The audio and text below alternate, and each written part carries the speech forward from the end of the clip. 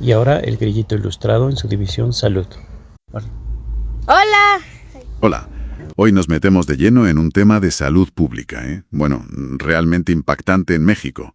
Las complicaciones del pie diabético. Exacto. Partimos de un informe bastante detallado, ¿verdad? Eso es. Que analiza, pues, la epidemiología, los riesgos, el coste. Eso es. Y la misión aquí es intentar extraer las claves, ¿no? Entender por qué algo que, en principio, es muy prevenible, causa tantísimo daño en México. Claro. Tenemos una prevalencia de diabetes altísima allí, y esta es una de sus consecuencias más graves, diría yo. Sí, los datos generales, aunque conocidos, siguen siendo alarmantes. México entre los 10 primeros países en diabetes, un 18.3% de prevalencia en adultos. Una barbaridad. Y súmale casi otro 22% con prediabetes. Es la tercera causa de muerte según datos de 2020. Uf. Sobre esa base, ¿cómo se traduce esto al problema específico del pie diabético? ¿Qué dicen las cifras? Pues son cifras significativas. Algunos estudios, mira, uno del IMSS, del Instituto Mexicano del Seguro Social, estima que hasta un 17% de los pacientes diabéticos lo padecen. Un 17%, vale. Pero aquí viene un dato que a mí me parece crucial del informe. El pie diabético está detrás, ojo, del 84% de las amputaciones no traumáticas en personas con diabetes. 84%. Sí. Y además causa una cuarta parte de sus ingresos hospitalarios. O sea, el impacto es enorme. 84%. Es que la cifra es tremenda. Eso nos obliga a entender bien las complicaciones. El informe destaca una como central, la neuropatía, el daño en los nervios. Fundamental, sí. Es que puede afectar hasta a la mitad de los pacientes después de 20 años con diabetes. ¿La mitad? Sí. Y el problema principal es la pérdida de sensibilidad. Piensa, una piedrecita del zapato, una rozadura, una herida pequeña, pues no se sienten. Claro. No hay señal de alarma. Exacto. Y no solo eso, también debilita músculos, causa deformidades y daña nervios autónomos, lo que provoca que la piel esté muy seca, se agriete fácil. Entiendo. Sin esa alarma del dolor, las lesiones pasan totalmente inadvertidas y, claro, empeoran mucho más rápido. Entiendo. O sea, el daño nervioso crea como un peligro oculto, ¿no? Pero el informe dice que esto se suele combinar con otro factor. La mala circulación, la enfermedad arterial periférica, la EAP. ¿Cómo interactúan? Pues precisamente ahí está la clave. La EAP, esa falta de riego sanguíneo, la isquemia, ya de por sí es 4 veces más frecuente en diabéticos. Ya. Y dificulta muchísimo la curación de cualquier herida. La combinación es devastadora. Si no sientes la herida por la neuropatía y encima tu cuerpo no tiene suficiente sangre para repararla por la EAP, Mal asunto. pues el riesgo de amputación se multiplica, dicen, hasta por 40. Es una tormenta perfecta, vamos. Madre mía. Con la sensibilidad perdida y la circulación comprometida, parece casi inevitable que el siguiente paso sean problemas ya visibles, como úlceras e infecciones, ¿correcto? Correcto, es la consecuencia lógica.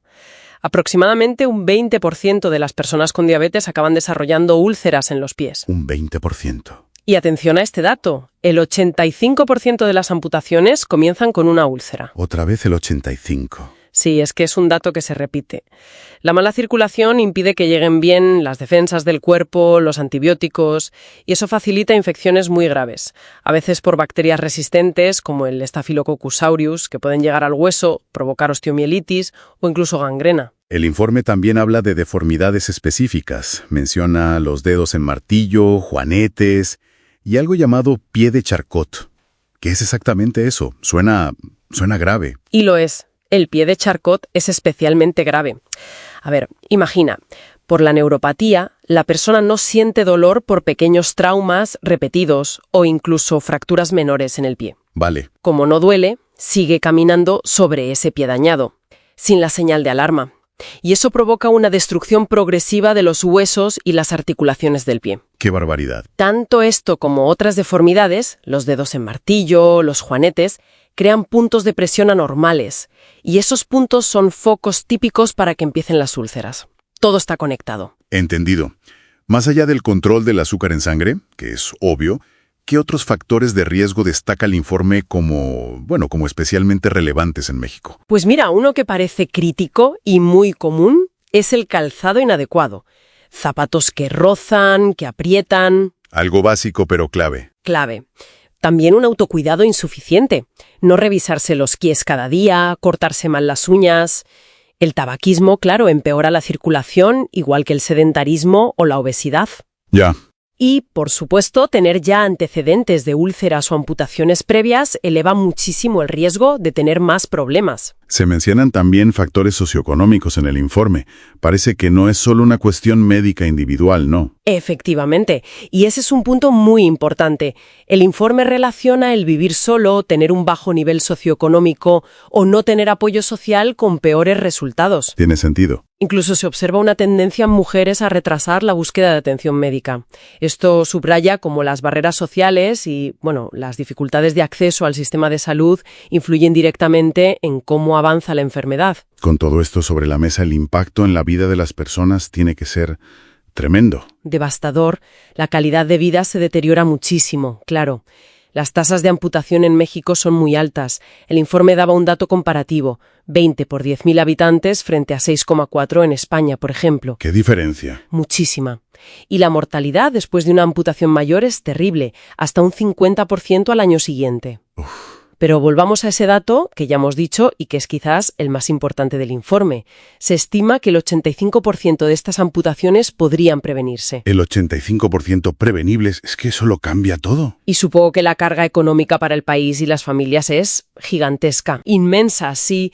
Ya en 2013 se estimaba en un 2,25% del PIB mexicano. Imagina ahora.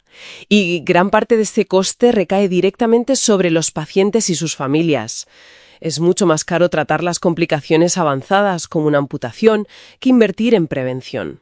Pero existen estrategias, ¿no? Hay guías. Se menciona la norma oficial mexicana, la NOM 015, guías internacionales como las del IWGDF, programas del propio IMSS.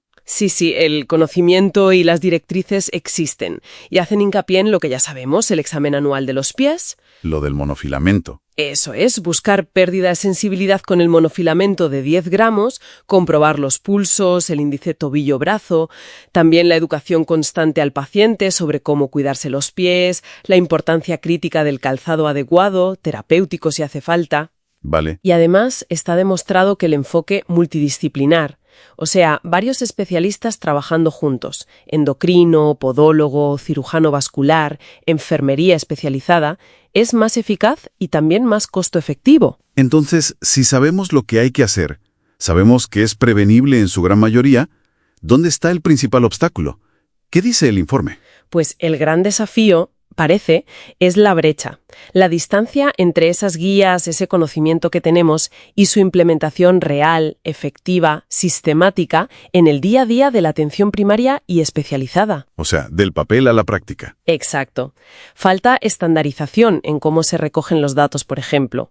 Y sobre todo, parece fallar la aplicación consistente y universal de esas medidas preventivas y de detección temprana que ya sabemos que funcionan.